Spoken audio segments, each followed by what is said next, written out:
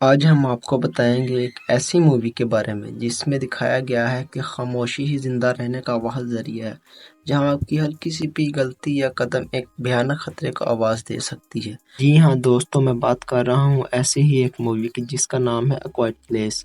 Movie के start में हमें सुनसान से इलाके में कुछ लोग सामान तलाश करते दिखाई देते हैं। दरअसल ये सभी एक ही फैमिली का हिस्सा हैं।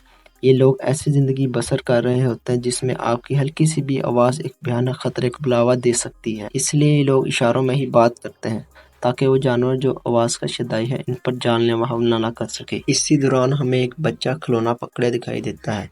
जैसा ही इसका पिता, जिसका नाम एबर्ट होता है, देखता है, वो इसके अंदर से सेल्स को निकाल देता है जिससे कि किसी किस्म की भी आवाज़ उनके इर्द गिर्द ना पैदा हो सके।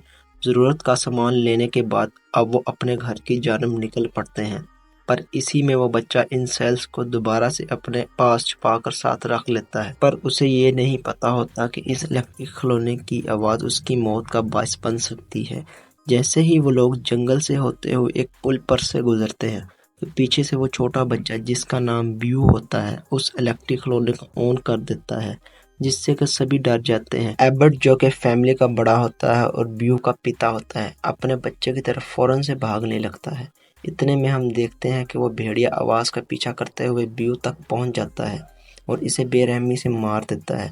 अब हम देखते हैं कि इन्हें इसी तरह खामोशी और बेबसी की ज़िंदगी गुजारते हुए 472 दिन हो चुके हैं और एबर्ट फैमिली ब्यून की मौत के बाद से अब तक भी खामोशी की ज़िंदगी गुजार रहे होते हैं। एबर्ट अपने घर के पास कैमरे लगा देता है जिससे कि कभी शोर के बायस वो भेड़िया इसके घर पर हमला करे तो वो उसे कैमरे में पहले ही देख ले। फिर एक दिन एबर्ट फैमिली के दोनों बच्चे मार्कस और रीगन आपस में गेम खेल रहे होते हैं कि अचानक रीगन का एक हाथ फायर लैंप पर जा लगता है, जिसकी आवाज़ से वो लोग डर जाते हैं।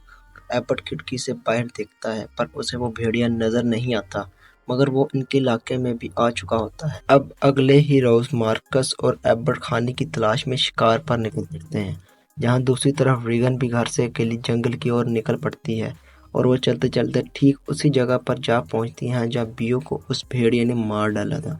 अब हम देखते हैं कि मार्कस और एबर्ट शिकार करके घर की ओर आ रहे होते हैं कि अचानक उनके सामने एक बड़ी उम्र का आदमी आ खड़ा होता है और पास ही उसकी पत्नी मरी हुई होती है जिसे उसी भेड़िए ने मारा था। वो आदमी रो रहा होता है मगर एबर्ट उसे खामोशी रहने को कहता है, लेकिन वो आदमी अपनी बीवी के मरने के सदमे में जोर से चिल्ला देता है, जिसकी आवाज़ सुनते ही वो भेड़िया उस तक आ पहुंचता है और बेदर्दी से उसका पेट काट कर उसे मार देता है। दूसरी तरफ एबर्ट की पत्नी एवलिन अपने होने वाले बच्चे की वजह से आराम आराम से सीढ़ियों से उतर रही होती है कि अचानक एक सीधा कील उसके पाँव में धंस जाता है और वो दर्द के मारे आवाज़ निकाल देती है, जिसके वो भेड़िया वहां भी आ पहुंचता है। एवेलिन दर्द के मारे बाथरूम में जाकर छुप जाती है, मगर वो माँ बनने वाली होती है जिससे कि उसे पेट में दर्द महसूस हो रहा होता है। वहाँ एबर्ट को भी पता लग जाता है कि वो भेड़िया उनके इलाके में आ पहुंचा है और वो घर की ओर भागने लगता है। फिर वो उस भेड़िया का ध्यान भटकाने के लिए हवा में पटाखे चला देता है, जिससे कि उसका ध्यान भटक जाए और वो उनके घर से निकल जाए। रीगन भी ये आवाज़ सुनकर उठ पड़ती है और घर की ओर भागने लगती है। एबर्ट भी घर आ जाता है और देखता है कि एवेलिन ने बेटे को जन्म दिया है। फिर वो उसे अपने साथ लेकर घर के निचले हिस्से में आ जाता है ताकि उस बच्चे का शोर उस भेड़िए तक न पहुंच सके। रीगन भी घर पहुंचने वाली ही होती है कि उसे रास्ते में मार्कस बेहोश मिलता है, जो कि भागते भागते एक दरख्त से टकराने की वजह से गिर पड़ा था। फिर वो दोनों एक ऊंची सी टंकी पर जा बैठते हैं। दूसरी जानब उनका पिता एबर्ट उनके लिए परेशान होता है और उनको ढूंढने के लिए घर से निकल पड़ता है।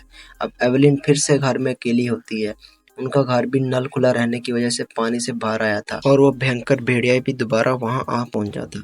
एवेलिन धीरे से अपने बच्चे को उठाती है, लेकिन बच्चा भूख की वजह से आवाज़ निकालना शुरू कर देता है, जिससे कि वो भेड़िया उनके बिल्कुल करीब आ जाता है और वो उन्हें मारने ही वाला होता है कि दूसरी तरफ मार्कस उस टंकी का दरवाज़ा टूटने से नीचे जा गिरता है और इस आवाज़ से भेड़िया का ध्यान भटक जाता है। इतने में रीगन मार्कस को बचाने के लिए नीचे कूद पड़ती है और वो भेड़िया कुछ ही देर में भागता हुआ वहां भी आ पहुंचता है और उन पर हमला कर देता है, मगर अपने ऊपर पड़े हिफाजती चक्कर की वजह से वो लोग बच जाते हैं और वो भेड़िया कुछ ही मिनटों में वहां से चला जाता है। एबर्ट उन्हें ढूंढता हुआ दोबारा वहां आ जाता है। फिर जैसे ही वो घर की ओर रवाना होने लगते हैं। भेड़िया उनकी आवाज़ सुन लेता है और दोबारा हमले के लिए आ पहुंचता है।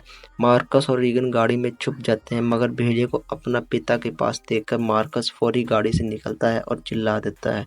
इस तरह उस भेड़िए का ध्यान भटक जाता है और वह गाड़ी की ओर लपक आता है और तोड़फोड़ करने लगता है। एबर्ट जानकर शोर करता है ताकि वह भेड़िया उस पर हमला करे और वो दोनों वहां से निकल जाएं, और बिल्कुल ऐसा ही होता है। फिर हम देखते हैं कि बच्चे सही सलामत घर पहुंच चुके हैं और इसी दौरान रीगन की नज़र इस व्हाइट बोर्ड पर पड़ती है जिसमें एबर्ट ने भेड़िए के बारे में कुछ बातें लिखी थी, जैसा कि वो अंधा है और आवाज़ को ही सुनकर हमला करता है। अब बच्चा फिर से भूख की वजह से बिलबिलाने लगता है और खतरे की घंटी कुछ ही देर में सामने आ पहुंचती है, मगर फिर पास पड़े टीवी और रेडियो के शोर से तंग आकर वो उनको तोड़ने लगता है, जिससे कि रीगन को शक होने लगता है कि कहीं यही इस भेड़ी की कमजोरी तो नहीं, और वो इसको चेक करने के लिए अपने हेयरिंग एड्स को माइक के सामने रख कर चला देती है, जिससे कि वो भेड़िया बिलख उठता है और दर्द के मारे वहीं गिर पड़ता है। फिर रीगन माइक को बंद कर देती है, मगर वो भेड़िया फिर उठ पड़ता है और उसी जन्म हमले को लपकता है। तो इस पर एवलिन सीधा उसके सर पर वार करती है, जिससे कि उसकी मौत हो जाती है। मगर इसी दौरान हम देखते हैं कि बाकी बचे दो भेड़िया भी इसी इलाके में दाखिल हो चुके हैं और इसी के साथ मूवी भी यहीं ख़त्म हो जाती है। दोस्तों, आप कमेंट में हमें बताएं कि अब मूवी के आने वाले अगले पार्ट में ये लोग उन भेड़ियों से बच पाएंगे या नहीं।